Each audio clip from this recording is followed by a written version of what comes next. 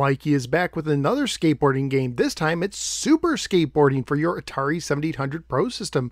Let's go ahead and take Super Skateboarding, pop it in my 7800 Pro system, and see how it holds up today. Let's go to the game. Super Skateboarding was published by Absolute Entertainment and carries a copyright year of 1988. It was programmed by David Crane, who also programmed the classic Pitfall, which I reviewed way back in episode 149. While it doesn't appear to be a true sequel, it does appear to be related to Skateboarding, which was released the previous year for the Atari 2600. According to the manual, your dad got you an after-school job at the factory where he works. You need money because being the most radical boarder around means you've got heavy expenses.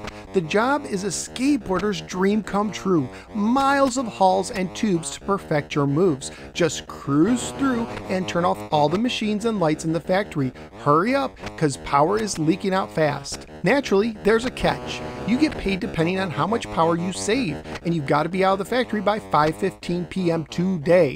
1 second more and you'll never make the deadline for entering the Skateboarding Championship. Super Skateboarding is a skateboarding game for one player only and only has one mode of difficulty.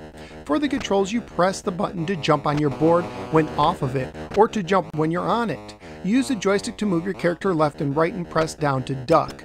When ducked, you can enter tubes to take you to different floors.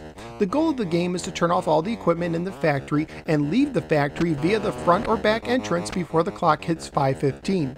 Evidently, the workers made a deal in their latest collective bargaining agreement where they wouldn't have to turn off all of their buzzsaws at the end of the day. To turn off an item, you simply need to touch it by passing by or by jumping in the case of hanging lights.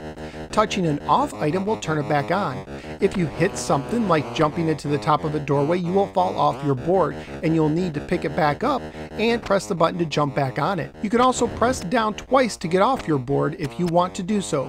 While holding your board, you can actually jump on a moving conveyor belt and jump off it back on your board to move faster, but you have to do it in the right direction, and if you get off your board, you lose your speed boost. The bottom of the screen is a status bar. The left box shows how much power is being used by the equipment still on, with bigger pieces using more power. So if you've been through the building and it's not showing 0, you've missed something. The middle box shows how much power has been used since you started the game, and the left box shows the time. There are 3 ways to end your game: having the clock hit 5:15, leaving the building after turning everything off before 5:15, or falling off of the roof, which kind of makes complete sense when you think about it.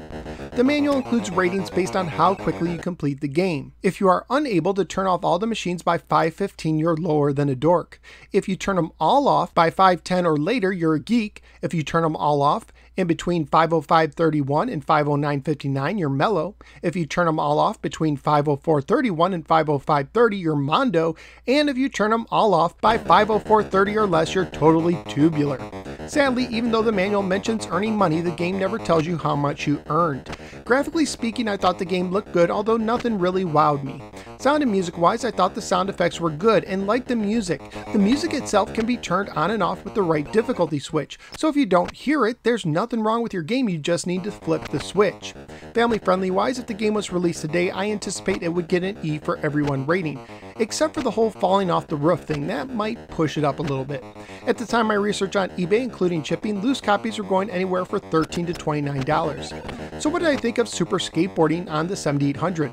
I enjoyed it, but not as much as Skateboarding on the 2600, which I just reviewed in the previous episode. They're both similar. You're riding a skateboard in a maze of sorts trying to accomplish your task in time, but in the 2600 version you can move in all directions, and going through tubes and over ramps is more enjoyable than turning stuff off. But the 7800 version does look and sound better, and I still had a good time with it. I also like the fact that it's one of those games on the 7800 you can actually finish. So where am I going to rank Super Skateboarding? Somewhere in the middle. I like Pete Rose Baseball more at 24, but I will put it over Double Dragon at 25 since it controls better. So out of the 51 games I've now ranked on the 7800, Super Skateboarding is riding into the 25 position. So what do you think of the game? Whether you agree or disagree with me, feel free to let me know in the comments below. Also feel free to click the like and subscribe buttons and follow me both on the Facebook and the Twitter. I'm also a member of the Retro Junkies Network. At this time, I'd like to thank Rob from the Turtle Flakes podcast for supporting the show at patreon.com/NoSwearGamer. Thank you, Rob. If you appreciate the work I do, please consider becoming a Patreon supporter for as little as $1 a month. Thank you for giving me a little part of your day, and I look forward to seeing you next time on the next episode of the No Swear Gamer. Take care, especially when riding a skateboard on top of a roof.